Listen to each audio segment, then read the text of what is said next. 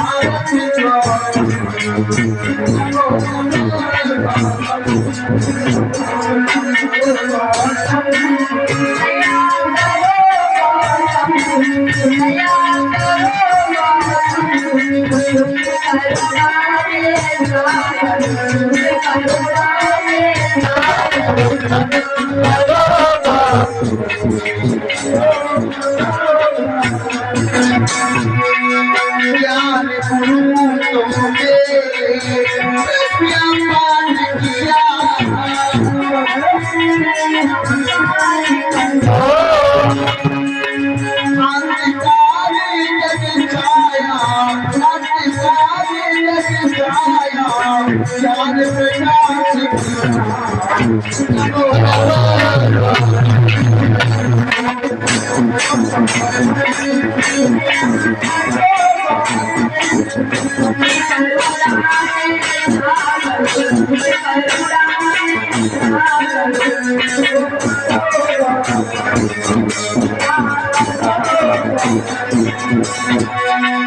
नमो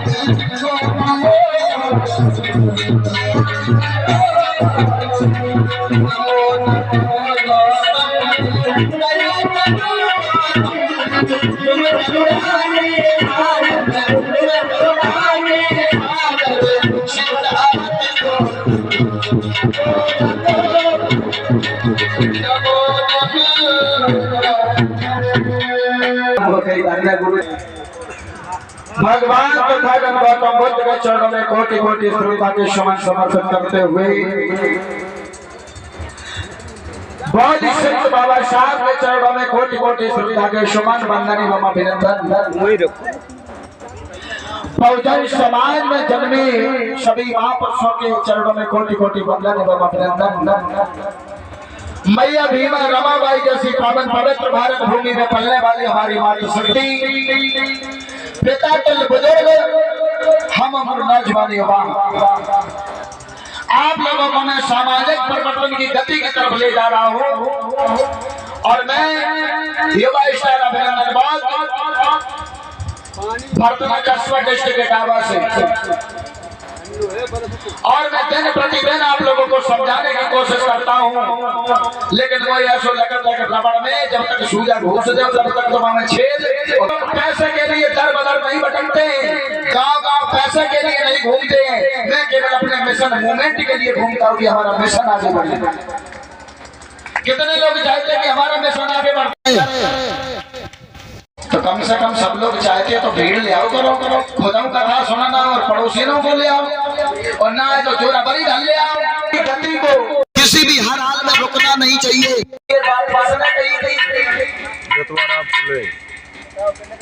किसने कही थी ये बात? बहुजन मूवमेंट के सजग प्रेरी जो रहे हैं वो कौन रहे? कांसीराम साहब। अरे उनकी भी ना मानो तो कम से कम बाबा साहब की मानो। लेकिन बाबा साहब को मानते हैं, लेकिन बाबा साहब की नहीं मानते हैं। कितने लोग ऐसे हैं बाबा साहब को मानते हैं, और बाबा साहब की कितने लोग मानते हैं? जे गौराए मान जे माने नहीं करना चाहे तो कहीं नहीं जाता। एक महान इतिहास की तरफ लेके चलता हूँ, जिस महान योद्धा ने अपना वो योगदान दिया है जिससे हम लोग आज शिक्षित हो रहे हैं। शिक्षा की नदी कौन है? माता सावित्रीबाई फुले। आज देखेंगे इन्हीं महान हस्तियों ने जो अपना योगदान दिया और कैसे हम लोगों को शिक्षित किया। आइए, बड़ी सुंदर गाथा है और ये झांकियों के द्वारा भी दिखाई जाएगी। लेकिन आपको पता है कथा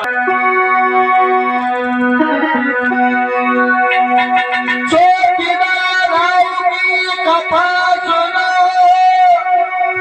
हम तुमको सुनाते हैं कैसे शिक्षा पार्टी जनता में कथा तुम्हें समझाते हैं।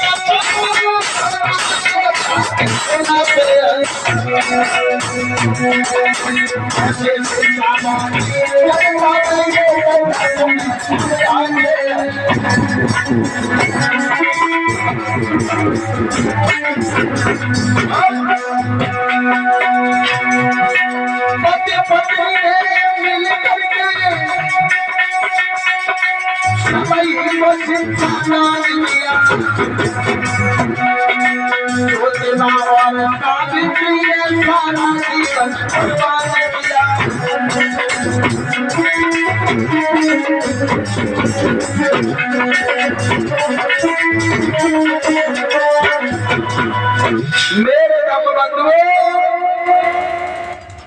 आज शिक्षा के जनक कहे जाने वाले राष्ट्रपिता ज्योतिबा फुले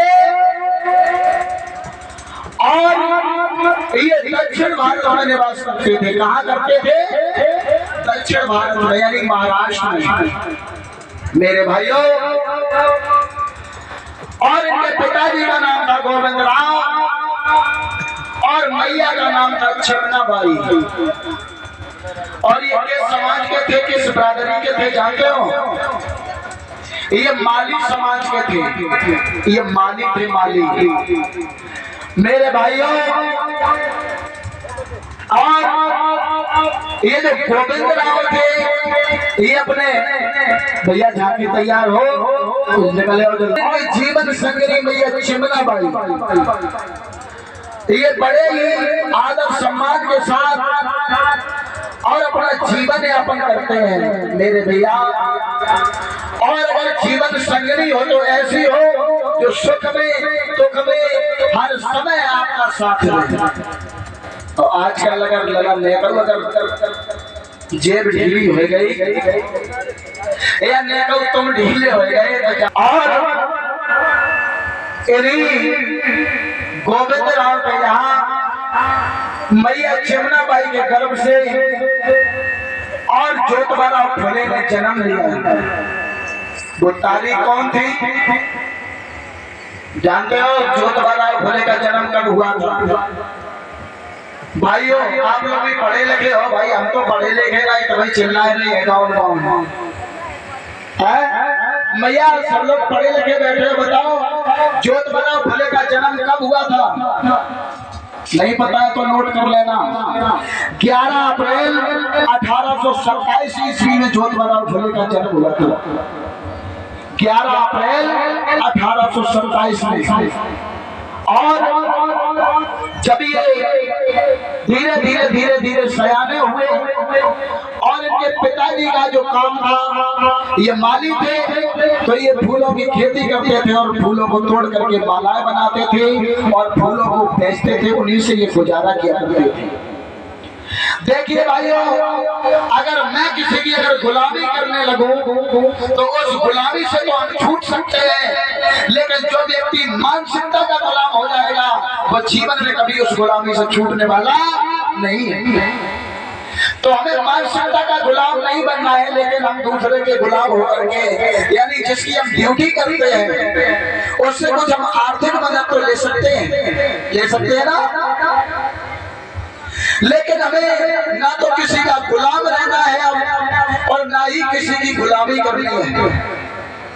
आजाद कर दिया है हमारे बाबा साहब ने हम लोगों को। मेरे भाइयों, अगर जोतवाराव फुले और मैया सावित्रीबाई फुले अगर ना होते तो जीवन में माताओं तुम शिक्षित नहीं हो पाती, और भाइयों तुम भी ऐसे ही घर बदल भटकते तुम भी शिक्षित नहीं हो पाते।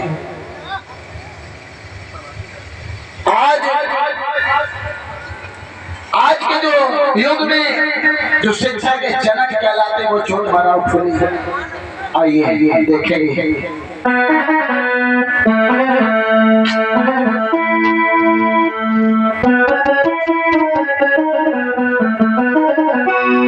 कि जोतवाराव फुले जग में वही शिक्षा के जनक कहते हैं।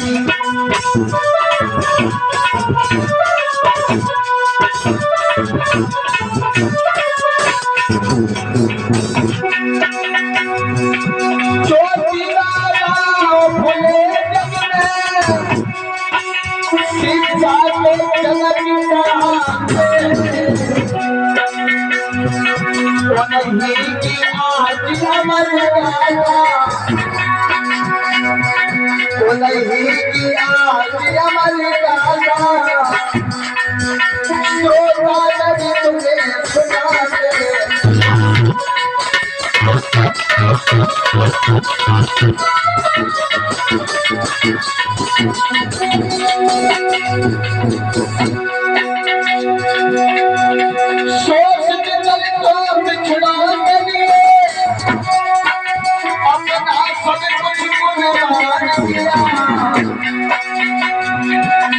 पत्नी दोनों में मिल करके, पति पत्नी दोनों में मिल करके अपने को सीधा दान दिया।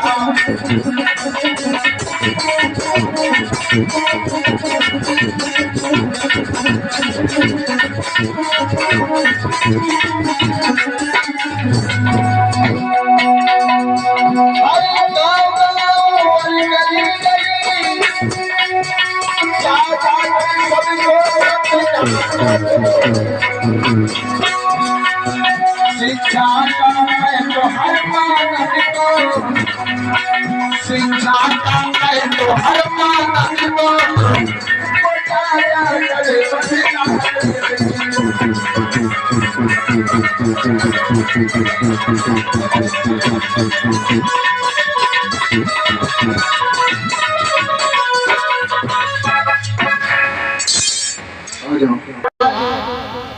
गोविंद राम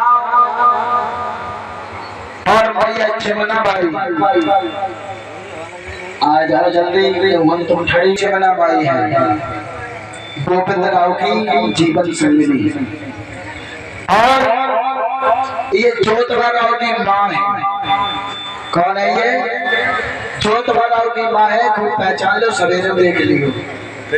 हाँ, ये अपने पति का बड़ा सम्मान करती है, बड़ा आदर करती है और बैठी बैठी सोच रही है कि सुबह हो जाता है, सुबह से शाम तक और शाम से लगा के रात तक बहुत मेहनत करते हैं और मेहनत करने के बाद कुछ थोड़ा ही धन अर्जन कर पाते हैं, जिससे घर का खर्चा बड़ी मुसीबत और मुश्किलों से चल रहा है।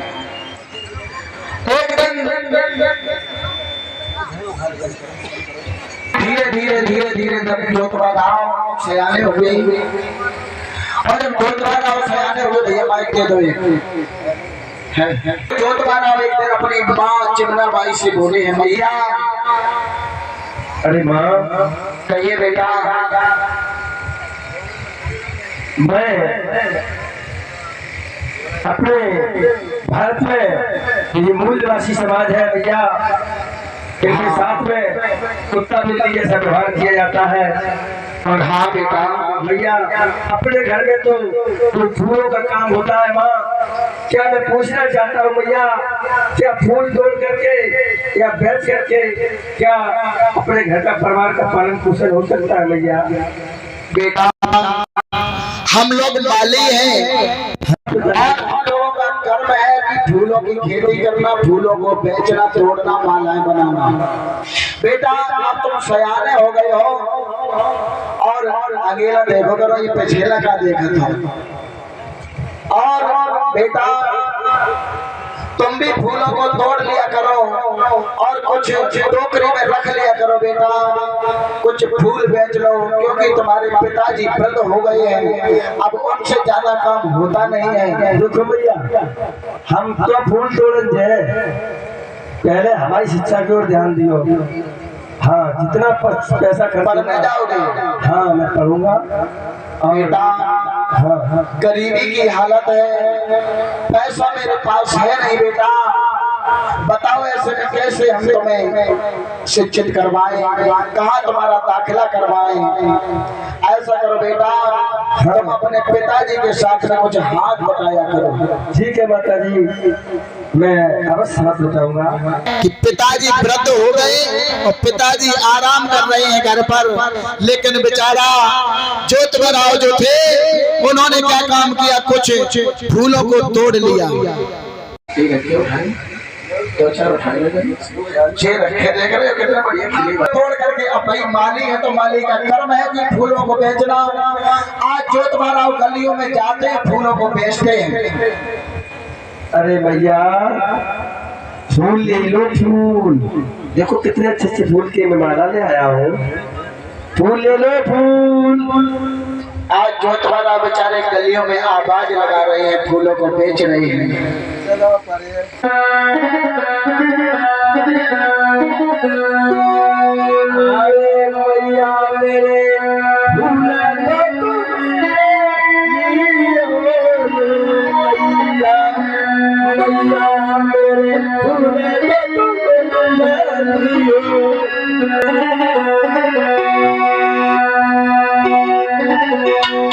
फूल को बेचत न जाए और जन्म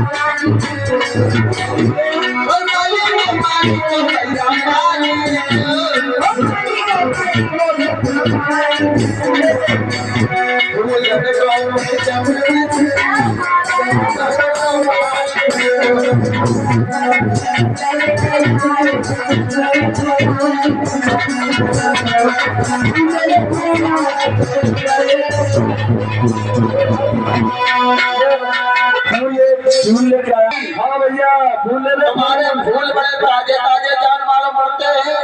हाँ भैया क्यों भैया माली? आप ले लो भैया। हम ले ले एक आध। अरे तुम ले लो। क्या कीमत है फूलों की? देखो ऐसा है, हाँ आप तो हमारे रोज के लेबन बाज हाँ मतलब जीजा है। ले जीजा, ले ले जीजा फूल और कुछ। हम तो बहुत बेशरम है। ला भैया हमें दिखाए तो हमें तो कहने हैं, हमने कह दे। बताओ कबूजी जी के लिए फूल खरीद रहे हो। जी को तो वहीं दे आओ, हमें मत भेजो। ले लो, बहुत नीचे फूल है गुलाब। अरे भैया माली, इन फूलों की क्या कीमत है? देखो ऐसे है, हाँ, फूलों की कीमत तो जब से अच्छे स्थान पे पहुंच जाए तो कीमत है कि बहुत ही हो जाए, लेकिन इनकी कीमत जो है हाँ, तो ले लियो।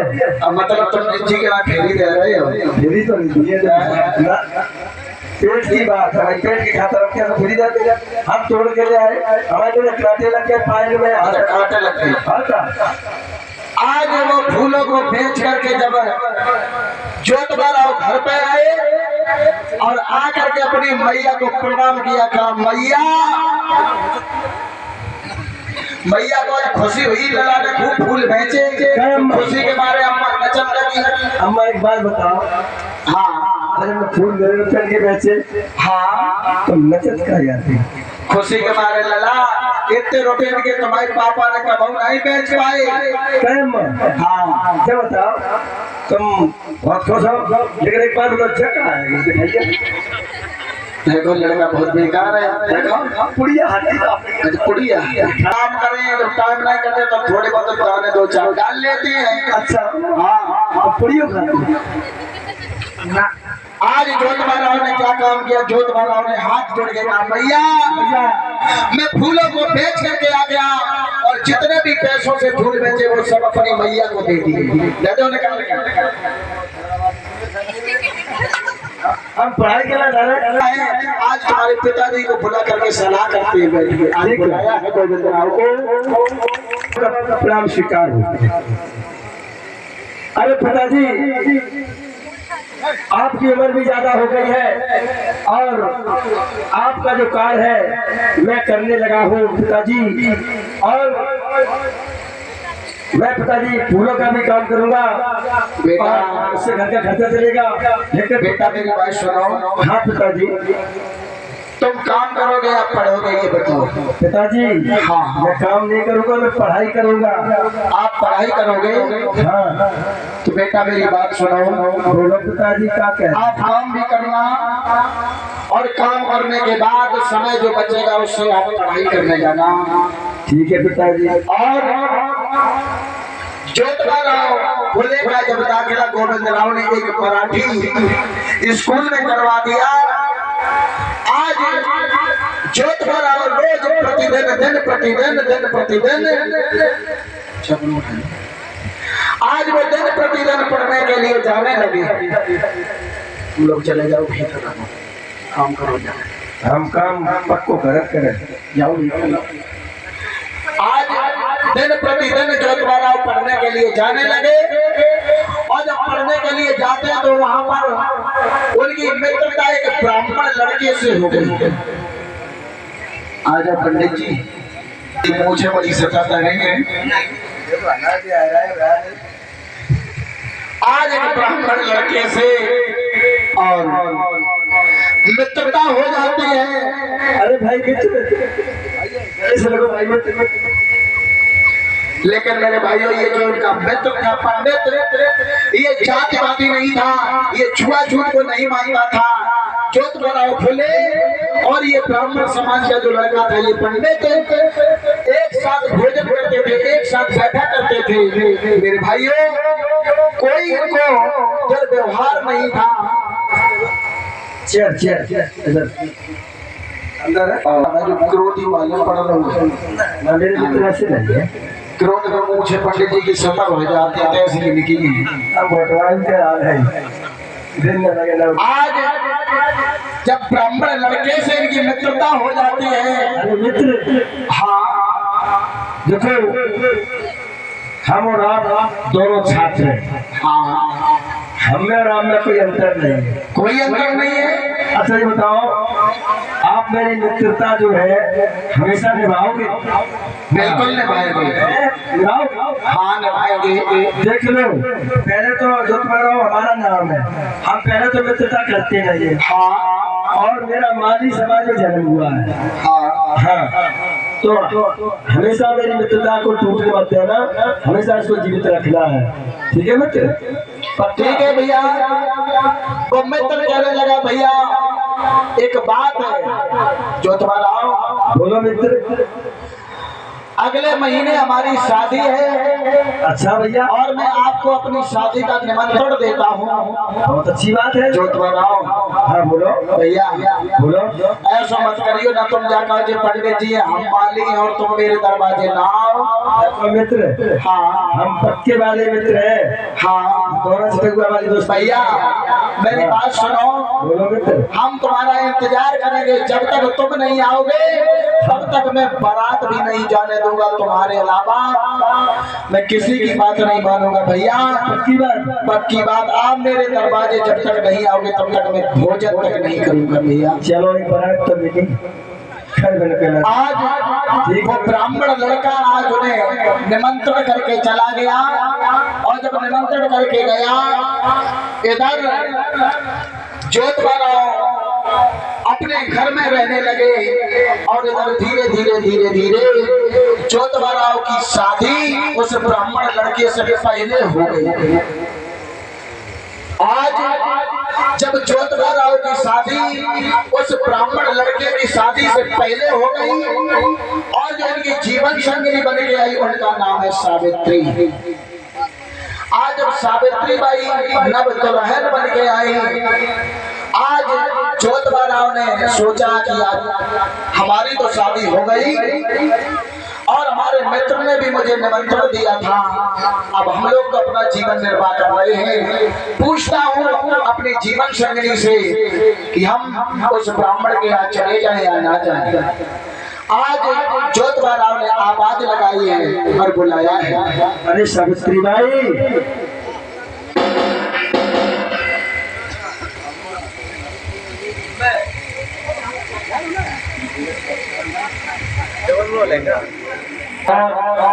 जैसे ही सावित्री आई है आज जोतवाराव कहने लगे लो सावित्री बाई।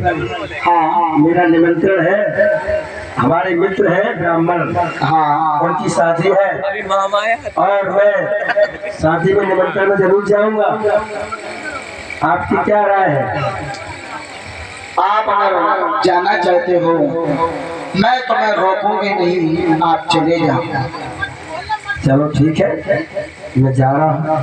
आज जोतवाराव आज्ञा मांग करके और अपने जीवन संगिनी से कहा कि मैं जा रहा हूँ। आज बेचारे चले जात के माली हैं, चले जा रहे हैं और इधर सब पंडित दूल्हा बना रहे हैं लड़का को। आ जाओ सवारी, जितने पंडित हैं सब आ जाओ। पक्के वाले पंडित है खुद भाई हुए ऊपर राम राम गा देगा। आज एक कुर्सी ले आओ, पंडित जी हैं और इनकी पराय तैयार हो रही है, जाए देखना। आज बरात की तैयारी हो रही है, दूल्हा और सभी ब्राह्मण दूल्हे को सजा रहे हैं मेरे भैया। कि सब भय तैयार के दूल्हा लियो सजाई है।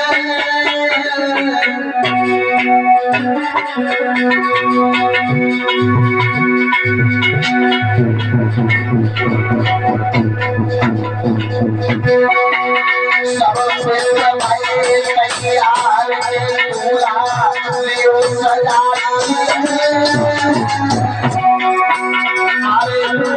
खुशी के ढोल मजे बजाई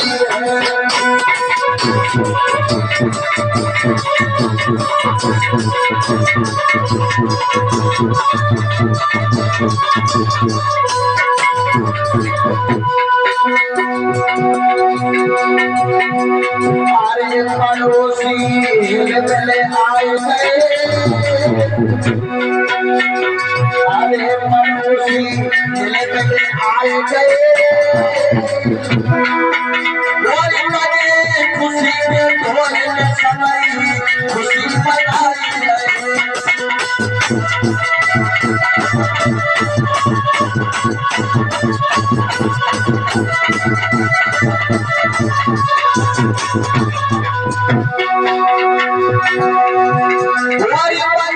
खुशी समय खुशी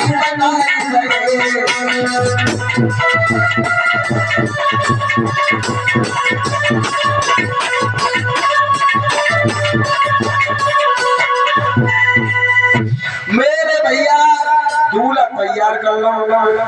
और जब दूल्हा तैयार करो, अब हमका जाना भैया पंडितन की बारात में हमारा क्या काम है। जब बारात तैयार हुई, अब सब काल लेके क्या भैया बारात ले चलो, लेके क्या भी चले चलो। दूल्हा बोलो रुक जाओ रुक जाओ, हमारे एक मित्र रह गए आगे के लाए। अच्छा मित्र रह गए, आज जैसे मित्र की बात सुनी के मित्र रह गए तो वो कहने लगे मित्र कोई ब्राह्मण ही होंगे, आज भैया जोत बाराव की चले। और दूल्हा इंतजार कर रहा है जोत बाराव का कि दूल्हा करता था इंतजार और जोत बाराव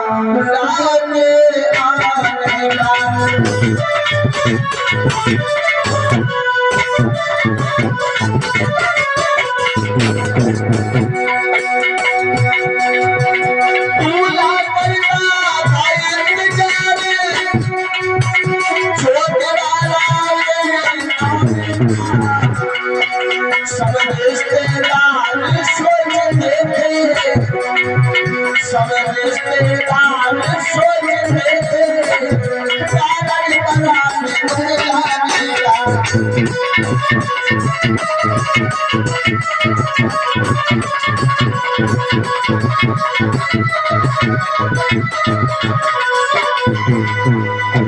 मेरे भैया आज वो सभी लोग सोच रहे कि पता नहीं जो बारात काय नहीं जो लड़का ले जा रहे हो काय ले बारात ले चलो दे उठाओ के द्वार में पहुंचो तो लेके जल्दी पहुंच जा। 12 बजे बारात में चढ़िए कब सुनो। हाँ तो करोड़ रुपये खड़े रहो। आज भाई सब लोग खड़े रहे तब तक जोत बाराव चलते चलते धीरे धीरे धीरे धीरे चल करके जैसे ही उस ब्राह्मण के यहाँ पहुंचे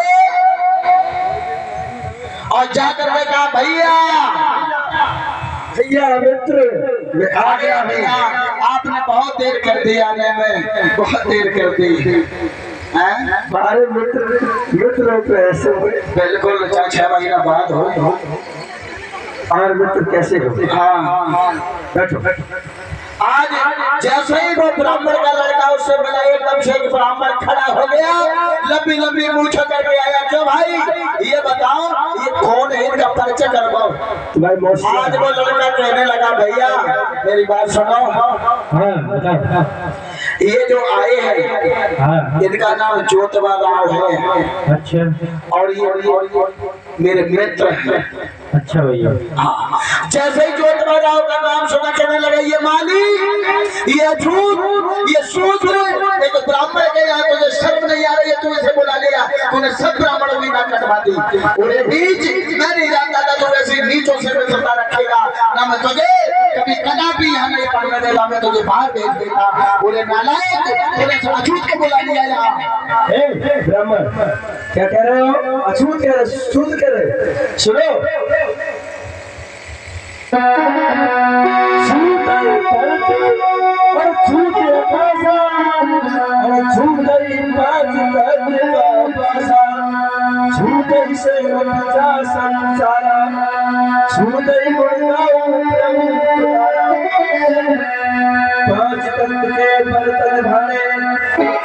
सूत्र कहाँ के ब्राह्मणों तुम्हें मालूम है क्या कह रहे हो? सूत्र कह रहे हो? अरे मैं क्या कह रहा हूँ सुनो। छूटे ही धरती छूट कासा, छूटे ही 5 दत्त का वासा, छूटे ही से उपजा संसारा, छूटे ही प्रभु गुण गाऊं तुम्हारा, 5 दत्त के बर्तन भाड़े, कहाँ के सूत्र कहाँ के पाड़े। वही सूत्र कहते हैं। बात सुनो तुम माली से ब्राह्मण नहीं बन जाओगे, तुम माली के माली रहोगे। और ये शूद्र, और सबसे बड़ी गलती मैं तेरी नहीं बल्कि मैं अपने लड़के की समझता हूँ, जो इस नालायक ने तेरे जैसे कमीन को मित्र बनाया। और ये दोस्त अरे चला जा, और एकदम से ब्राह्मण कहने लगा सुन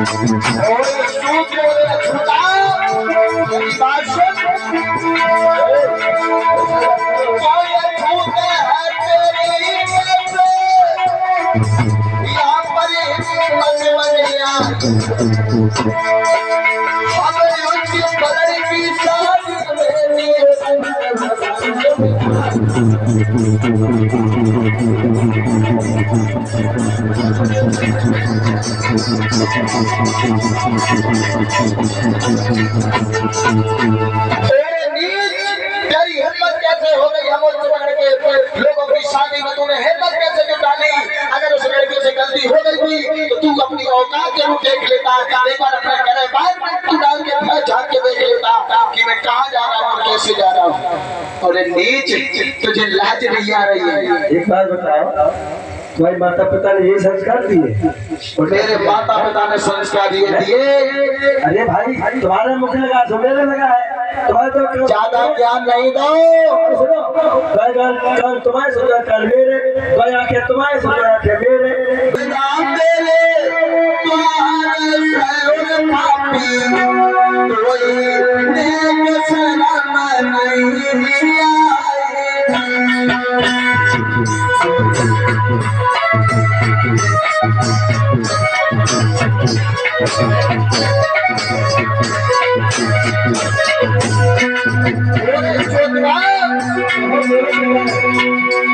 अरे भगदा भगदा मेरे द्वारा है और पापी कोई शर्म नहीं आई।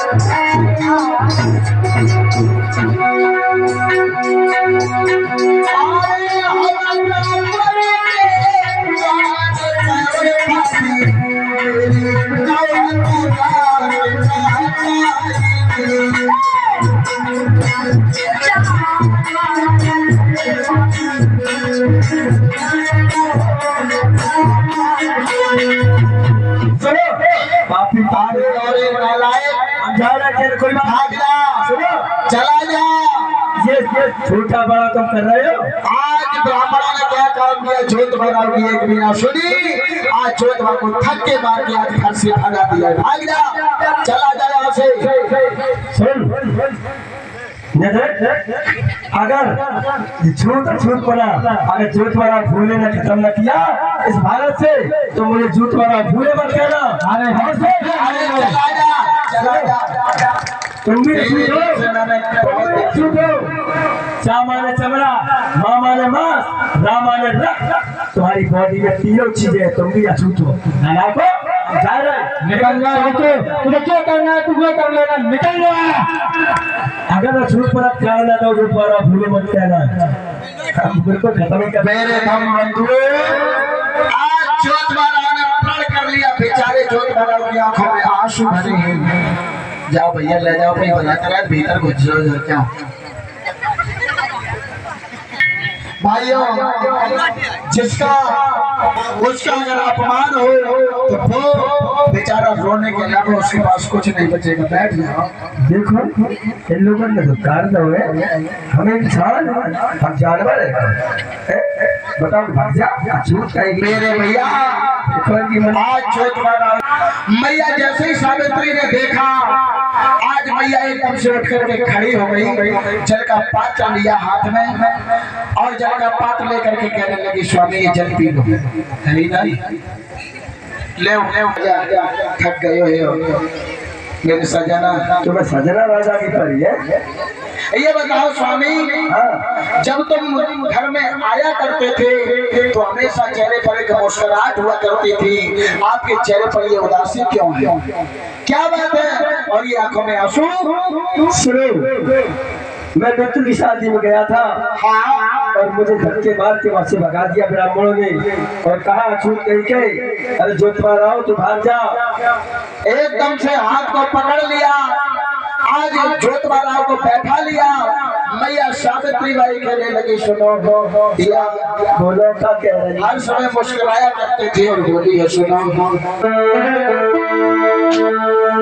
हर पल कलियों से खिलते थे और जब जब आंगन में आते थे।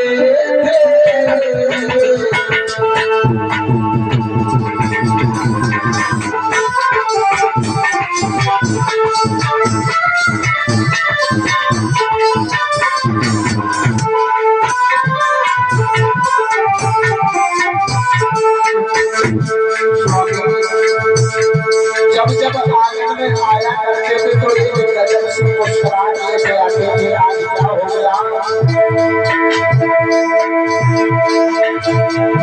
हर पल जब जब आंगन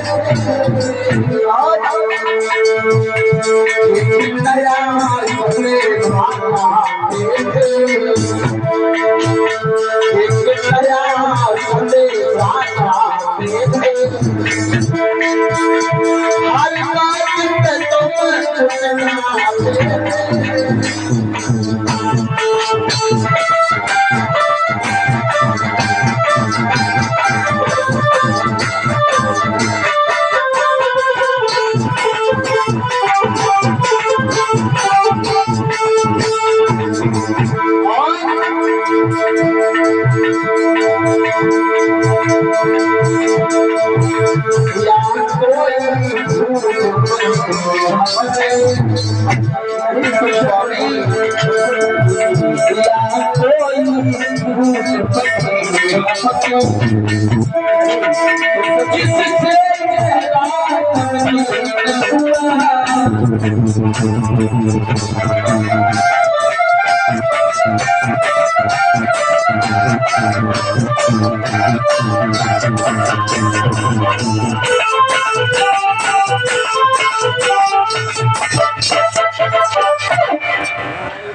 आज जैसे ही ने कहा, जोत महाराज आंखों में आंसू भर के खेलने लगे। सुनो प्यारी, मैं आज क्या बताऊं क्या न बताऊं, मुझ पर रहा नहीं जा रहा है। इतना तो मैंने कभी अपनी जिंदगी में अपमान नहीं सहन किया और मुझे धक्के मार के उन लोगों ने भगा दिया और कह दिया कि चोट कह के भाग जा जोत महाराज। अरे सुनो सावित्री भाई, आज जोत महाराज बोले हैं, सुनो सावित्री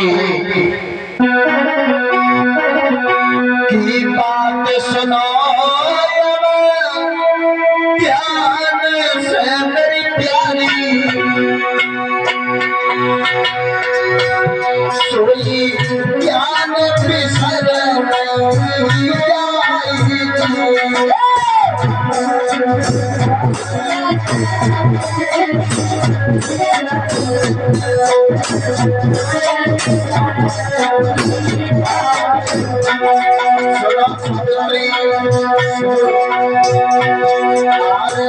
ब्राह्मण समाज के बीच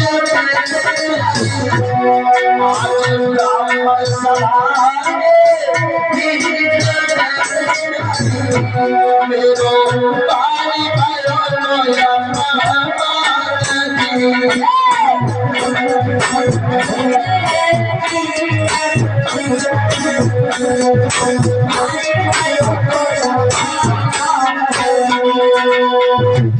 आज ज्योत बरदाव ने कहा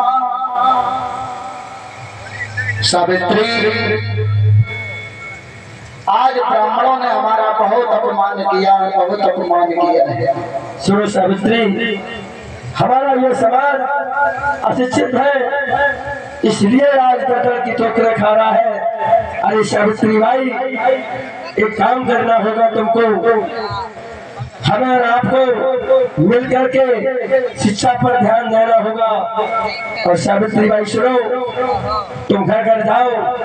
और ज्योत बरदाव ने कहा सावित्री, ब्राह्मण दिन प्रतिदिन हम लोगों का अपमान करते जा रहे हैं और हमारे से बहुजन मूल निवासी समाज का पतन करते जा रहे हैं। ब्राह्मणों के ज्यादा हौसले बुलंद है। हमें एक काम करना पड़ेगा कि शिक्षा, अगर हम लोग शिक्षित हो जाएंगे, अगर शिक्षा पा लेंगे, पढ़ लेंगे, तो सावित्री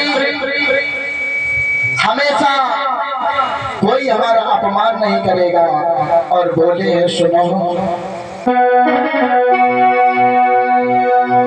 ब्राह्मण करे अपमान, न मिले सम्मान, सुना मेरे भैया। दिन प्रतिदिन ब्राह्मणों का क्रूर अत्याचार बढ़ता जा रहा है सावित्री। अरे ब्राह्मण करे अपमान, न मिले सम्मान, सुना मेरे भैया। ज्योत करे विचार नहीं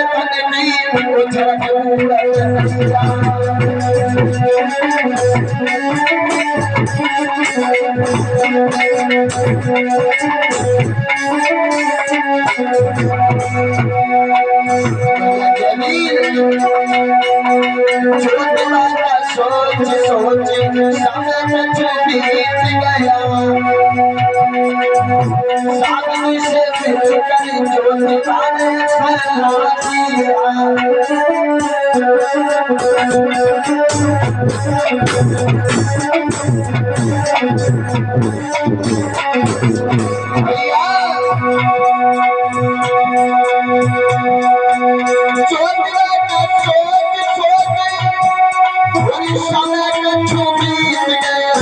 सागनी से मिलकर ज्योत बाने फैला दिया।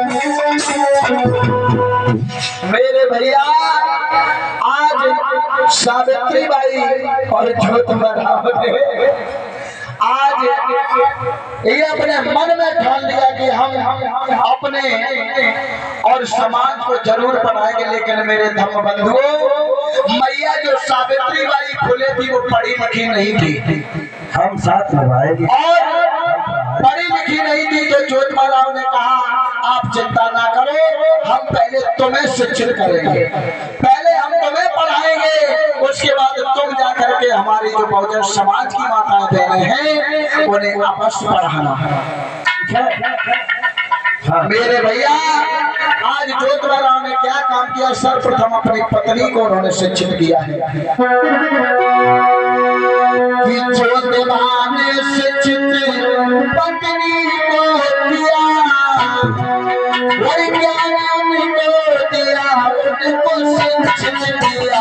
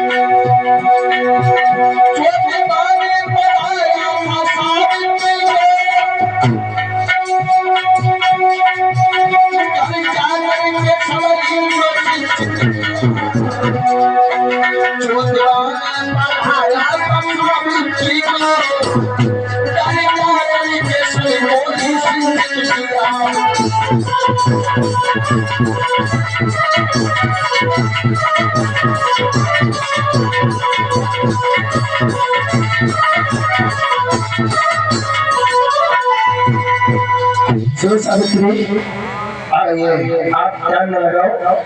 और मेरे भैया, सर्वप्रथम ज्योतिबा राव ने अपनी पत्नी सावित्री को शिक्षित किया और सावित्री से कहा सुनो सावित्री,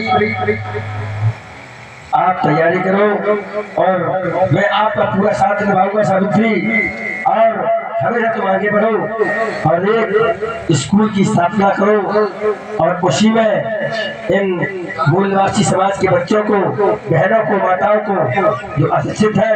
आज मेरे धर्म बंधुओं, ज्योतिबा राव ने कहा सुनो सावित्री, हमें अपने समाज को शिक्षित करना है। तुम जाकर के घर घर जाओगी और माताओं को, बहनों को शिक्षित करोगी और मैं जाकर के भाइयों को शिक्षित करूंगा। जाके समय स्कूल में बैठाओ, 2-3 महीने आ जाओ पढ़ लो। आज जब महिलाएं देखती है तो अपने दरवाजे को बंद कर लेती हैं, क्योंकि महिलाओं को पढ़ने का अधिकार नहीं था। आज महिलाएं सोचती है अगर मैं शिक्षित हो जाऊंगी तो ये ब्राह्मण पर फिर पुनः अत्याचार करेंगे। आज भैया सावित्री जबरदस्ती जब करती है तो 1-2 माताएं आती हैं, पढ़ती हैं, बैठती है। मेरे भैया, आज सावित्री गलियों में आवाज लगा रही है।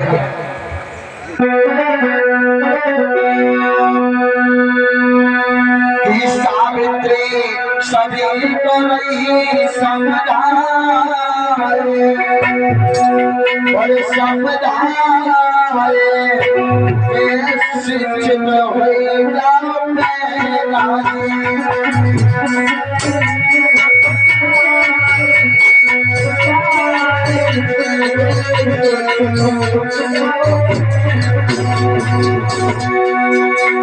सावित्री रही समझाए, समझाए तुम शिक्षित हुई जाओ।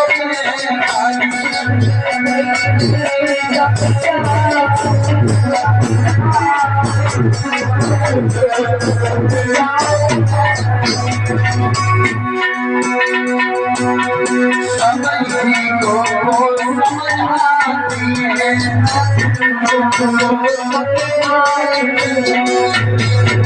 अरे खरैया के जो पढ़ाती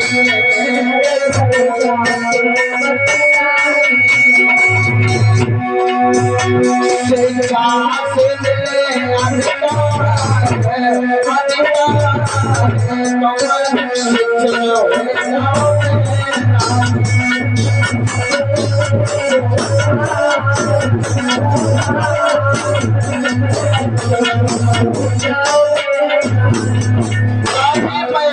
मैया सावित्री को देखती है तो दरवाजा बंद कर लेती है, लेकिन दो चार माताएं आकर के बैठ जाती हैं तो और लोगों का हौसला बुलंद हुआ और आज और माताएं पढ़ने लगी बैठ करके।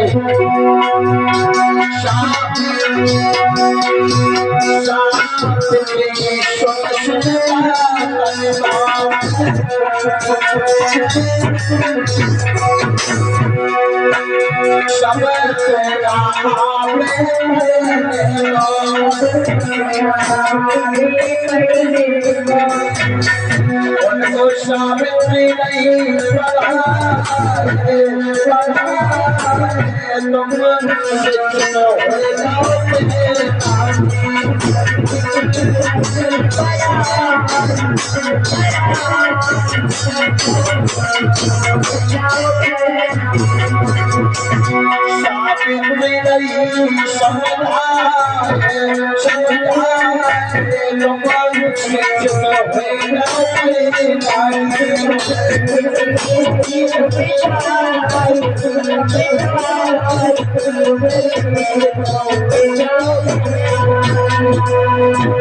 भैया आज मैया सावित्री बहन बेटे को शिक्षित करने के लिए जाने लगी और ज्योतिबाला भाइयों को शिक्षित करने के लिए जाने लगे। मेरे भैया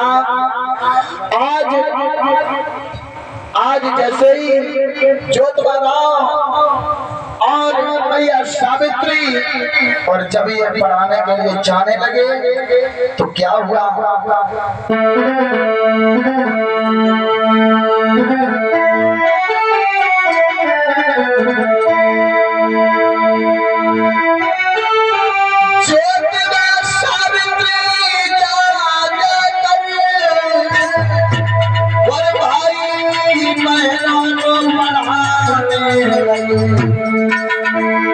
और ये दशा देख कर मनवा दिया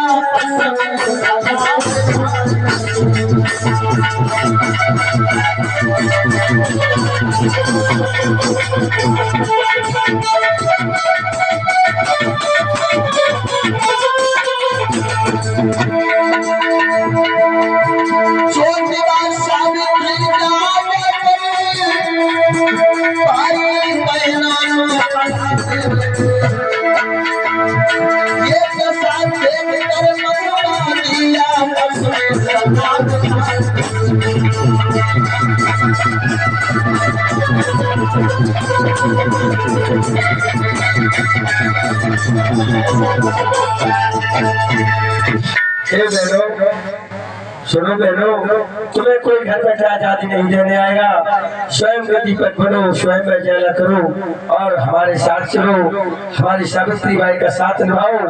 तुम घर बैठे अशिक्षित हो, तुम शिक्षा को ग्रहण करो और अपने हक अधिकारों को पहचानो मेरी बहनों और आगे बढ़ो।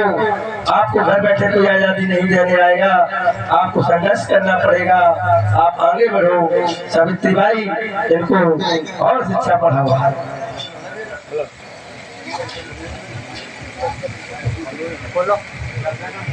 सोच रहे हैं कि किसी न किसी कारण से इस ज्योतिबाला और सावित्री को रोका जाए जिससे समाज शिक्षित ना हो, इनका समाज हमेशा गुलामी की तरफ जाता रहे। मेरे भाइयों, ब्राह्मण कभी अपने से दूसरे का भला नहीं चाहेगा। ब्राह्मण कभी दूसरे का भला नहीं चाहता, केवल वो अपना ही भला चाहता है। वो सोचता है कि हमसे बढ़ के आगे कोई हो ना जाए।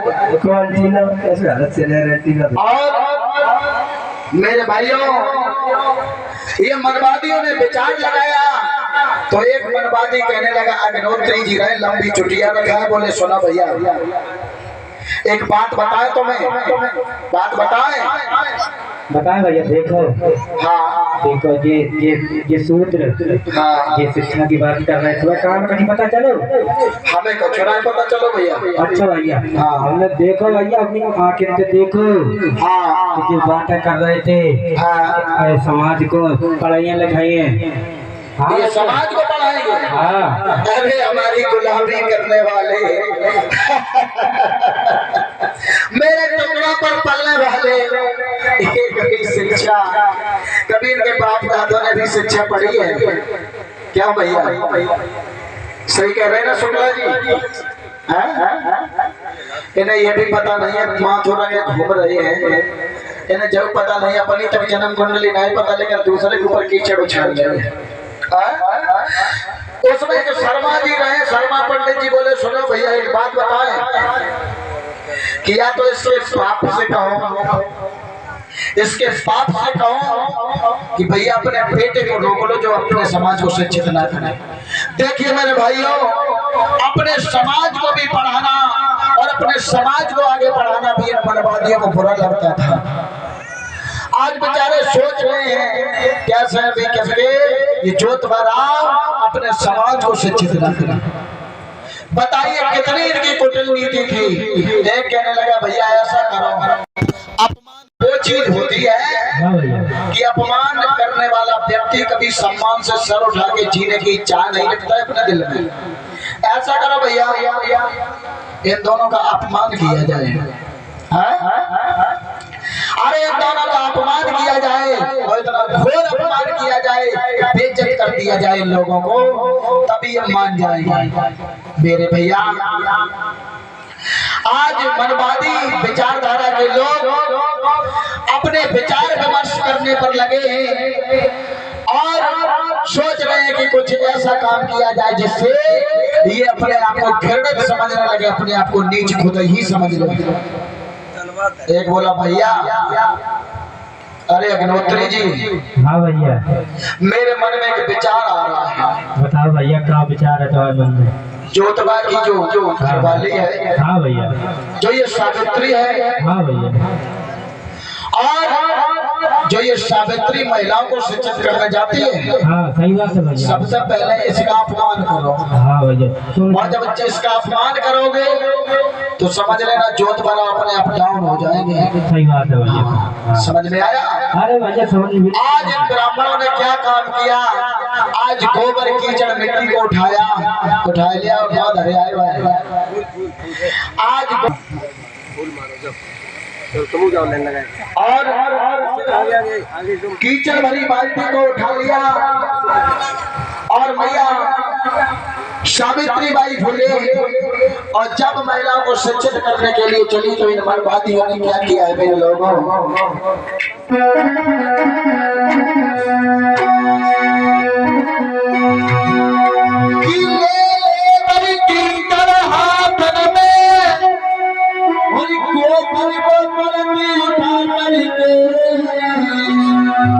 सावित्री के ऊपर डाल रहे और हंस रहे ताली बजा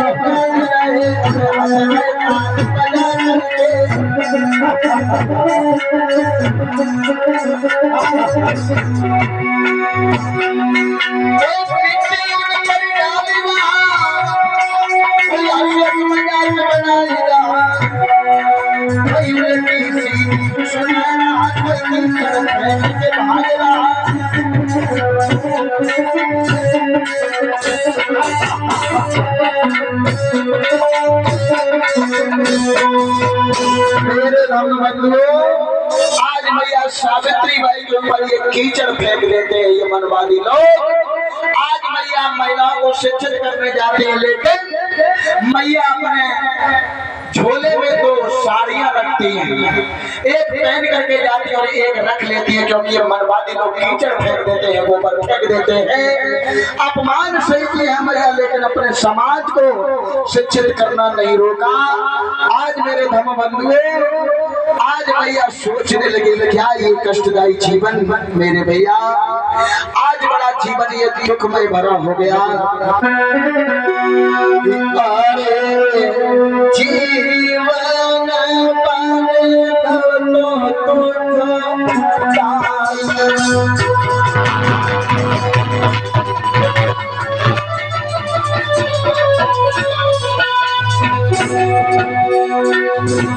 अरे जीवन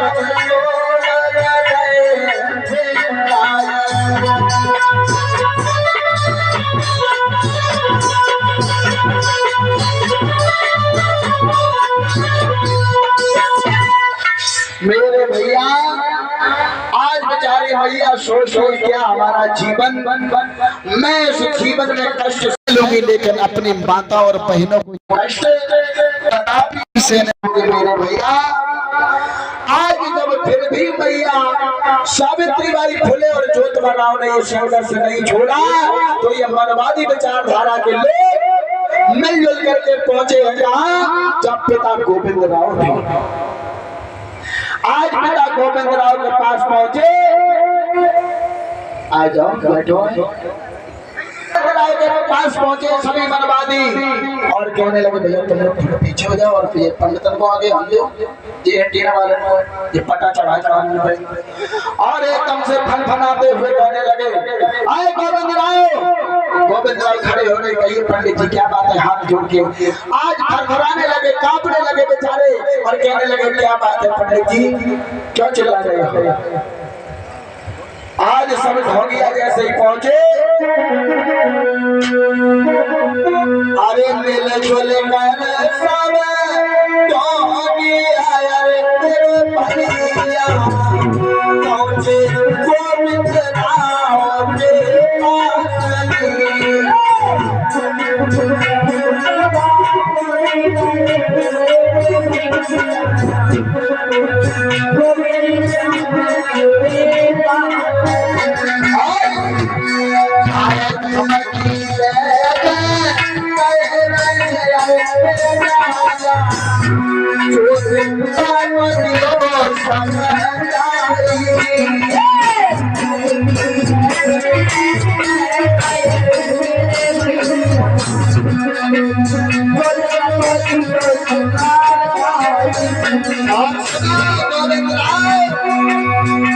अरे समाज को शिक्षित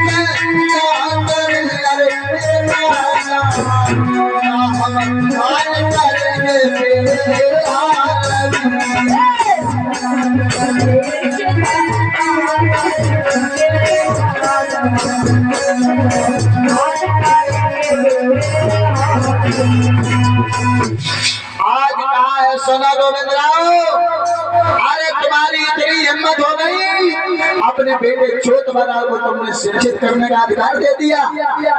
गोविंद राव कहने लगे क्या कह रहे हो पंडित जी महाराज, क्या बोल रहे हो महाराज, नहीं देखा पैरा हो गए कम हो रहा तुम्हें। आज पंडित कहने लगे गोविंद राव मेरी बात दिमाग में एक नोट कर लेना, या तो फिर ज्योतिबा राव रहेगा या फिर तुम रहोगे या फिर हम रहेंगे। सुनो गोविंद राव, हमारी शर्त है या तो ज्योतिबा राव को रोक दो, ज्योतिबा राव और सावित्री अपने समाज को शिक्षित ना करे, या फिर तुम उनको अपने घर से निकाल दो। ऐसा कदम नहीं हो सकता। आज गोविंद राव कहने लगे, सुनो भैया पंडित जी वो बहुत जिद्दी है और मैं जाके उनसे सलाह करूंगा। आज ब्राह्मण धमकी देके गए, अगर तुमने अपने बेटे को नहीं रोका तो समझ लेना तुम्हारे बेटे की अर्थी उठेगी वो उठेगी, लेकिन औरे बुढ़े तू सबसे पहले मारा जाएगा। आज वो चले जाके बेचारे गोविंद राव चिंतित हो गए। गोविंद राव चिंतित हो गए। गोविंद राव सोचने लगे क्या ये बेटा और मेरी बहू कर रही है। भाई इनको समझ में नहीं आता है, अगर वो कह रहे हैं कि समाज को शिक्षित ना करो तो मत करो। आज बेचारे जैसे ही जोत बना उठे और गोविंद और माता सावित्री बाई जब ये अपने घर आते तो पिता गोविंद राव ने कहा क्या कहाँ गए थे? मैं शिक्षा पढ़ाने के लिए गया था पिताजी। बेटा आज के बाद तुम अपने समाज को शिक्षित नहीं करोगे। क्यों पिताजी? नहीं क्यों नहीं करूंगा? मैं अपने समाज नहीं करोगे। क्यों नहीं करूंगा? नहीं करोगे। मैं तो करूंगा। बेटा बोलो, जब ये वनवादी लोग रोक रहे हैं अपमानित कर रहे हैं तो मत करो, क्या तुम्हारा जाता है? क्यों वनवादी चक्कर में मैं पढ़ूंगा? मैं तो खुश स्वयं अपने पढ़ रहा हूँ अपने समाज को आगे। आज जो तुम्हारा बोले सुनो पिताजी, जो वो धमकी दे रहे हैं कह रहे हैं कि अपने समाज को शिक्षित ना करो, मेरा उनका करारा जवाब है उनके लिए। सुनो पिताजी, और जो तुम्हारा बोलिए सुनो। अरे सुनो पिताजी बात हमारी, और हम समाज को खूब पढ़ावे, और मनवादी मेरे कहा करे हम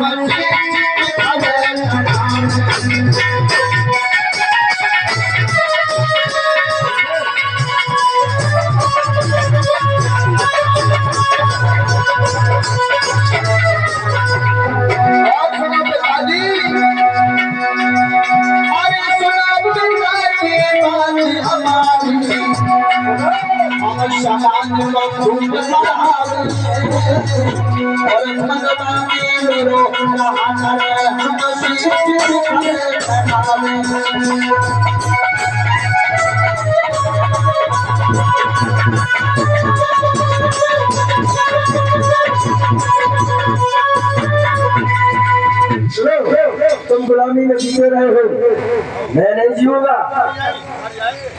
आज गोविंद राव कहने लगे बेटा अगर पंडित जी कह रहे हैं तो मत करो, शिक्षित कहा तुम्हारा जा रहा है, क्यों अपनी जान की जोखिम में डाल रहे हो? क्यों? शिक्षा क्या पढ़ाना कोई गलत बात है? समाज अपने को पढ़ा। जो तुम्हारा कहने लगे पिताजी लगता है बुढ़ापे में तुम्हारी भी बुद्धि बूढ़ी हो गई है, तो मैं समझ में नहीं आ रहा है मैं क्या कहना चाहता हूँ। आज जो तुम्हारा बोले सुनो पिताजी, ये मनवादी लोगों की बात करते हो। अरे इन मनवादियों ने तो हम लोगों को डरा धमका के रखा है, और क्या कहे सुनो। जो तुम्हारा समझाते हुए बोले हैं अपने पिताजी से,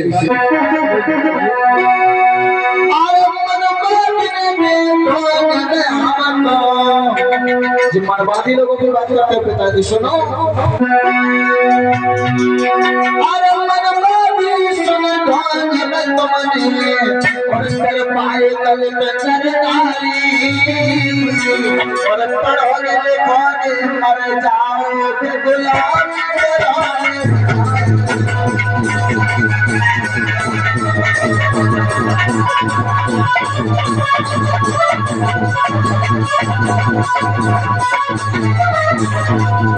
बोले मनवादियों, अरे मनवादी सुन ध्वनि में तुमने, पाए तले सरकारी, और पढ़ोगे लिखोगे मर जाओगे गुलाम।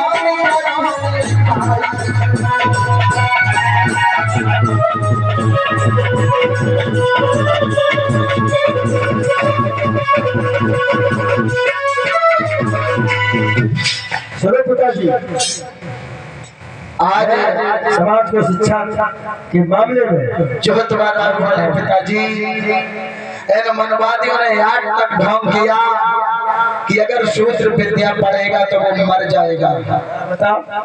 शूद्र अगर विद्या को पढ़ेगा तो मर जाएगा, और शूद्र कभी विद्या पढ़ने का अधिकारी नहीं है। और सुना इन मनवादियों ने कहा कि अगर शूद्र पैदा होता है तो केवल ब्राह्मण की गुलामी के लिए पैदा होता है, ऐसा ये मनुस्मृति कहती है।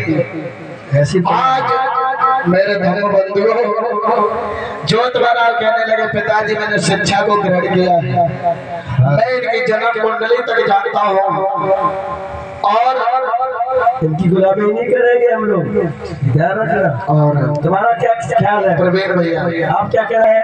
हवा में टपके रहता भाई, ना हम मैल से पैदा है ना खीर से। ठीक बोल रहे हो बेटे, चलो जो तुम्हारा ठीक बोल रहे हो बेटे। अगर तुम मेरी आज्ञा का अगर उल्लंघन करते हो तो मैं तुम्हें आदेश देता हूँ, या तुम अपने समाज को शिक्षित करना बंद कर दो या फिर मेरे घर से निकल जाओ। सुनो पिताजी, कहिए। शिक्षा में पीछे नहीं हटूंगा और समाज को आगे बढ़ाऊंगा शिक्षा के प्रति। आज मैं घर से बाहर निकल जाऊंगा, लेकिन मेरे भैया तुम नहीं होने दूंगा। आज जैसे ही गोविंद राव ने ये वचन सुने, गोविंद राव का खून एकदम से गरम गरम लहू बल पड़ा। गोविंद राव कहने लगे धिक्कार है तेरे जैसी सरकार पर मुझे, और ये नालायक को तू अपने बाप की बात नहीं मानता। मेरी बात सुन, मैं भी तेरा बाप हूँ, मैं कुछ कर सकता हूँ। सुना जो निकल जाओ घर से मेरे लाला, नाली रखे तो कर जाओ नाला।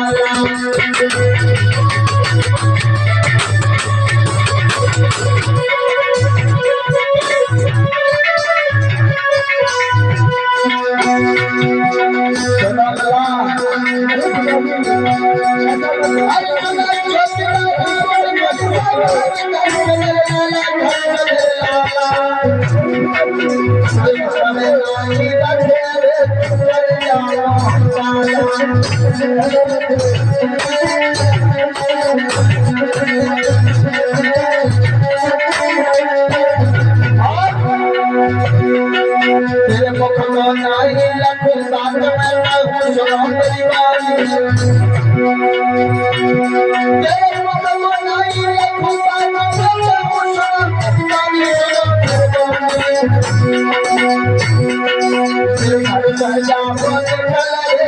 दोनों हाथ प्राणी।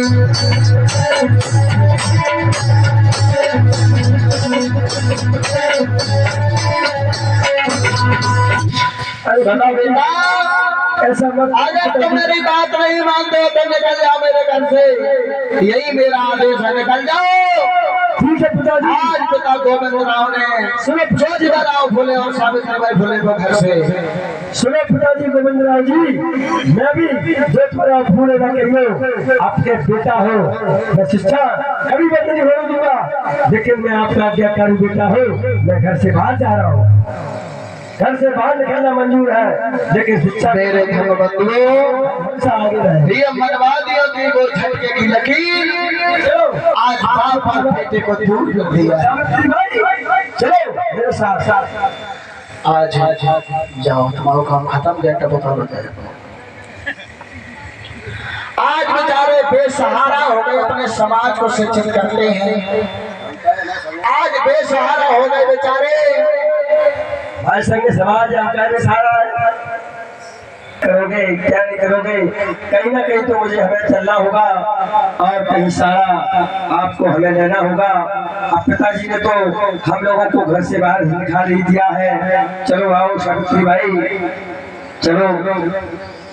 आज जैसे ही उदासीन चेहरा को लेकर के घूमते घूमते आज आगे गलियों में पड़े तो क्या देखा है, एक मुस्लिम समाज के जो शख्स थे वो उधर से चले आ रहे हैं और जिनका नाम उस्मान शेख है।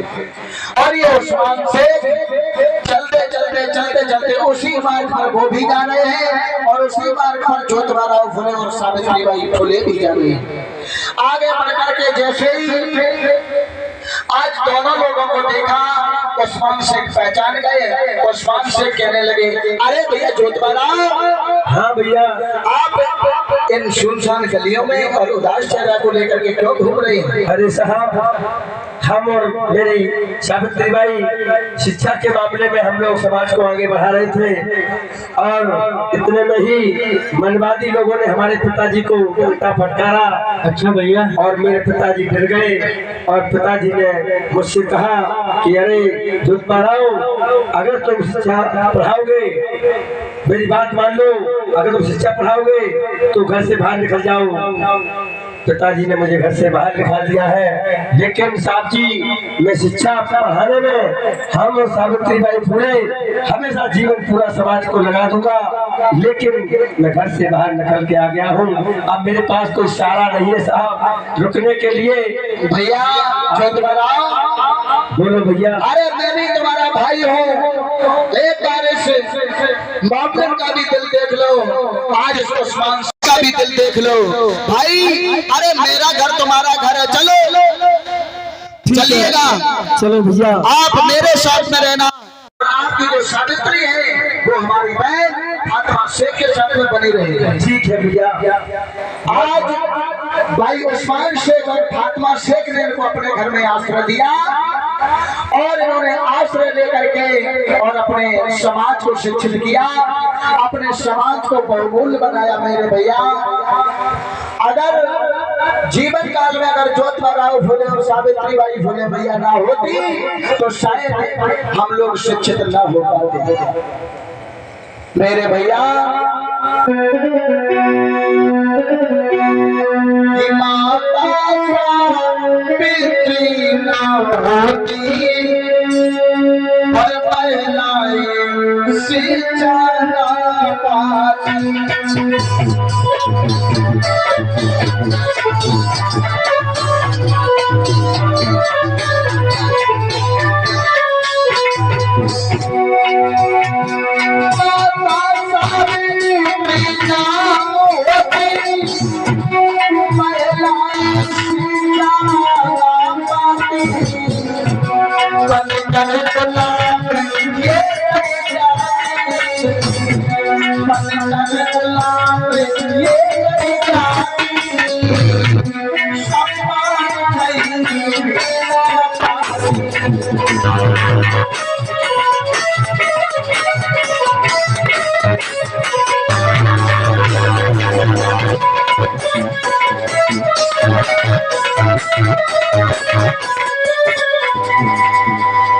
मेरे भैया, माता सावित्री बाई फुले और ज्योतिबा फुले ने कड़ी मेहनत करके और उस्मान शेख ने विद्यालय बनवाने के लिए जगह भी घोषित कर दी कि ज्योतिबा फुले आप इस जमीन पर अपने विद्यालय को बनवाए। तो सर्वप्रथम 1848 ईस्वी में आज महाराष्ट्र में सबसे पहला बालक विद्यालय खोला गया। कहाँ? पूना में, और वो सावित्री बाई फुले के नाम पर खोला गया है। सावित्री बाई फुले बालिका विद्यालय जो आज भी उसमें महिलाएं शिक्षा ग्रहण करती हैं। ये सन 1848 ईस्वी में खोला गया था पूना में। अभिनंदन जी जी कि मेरी जान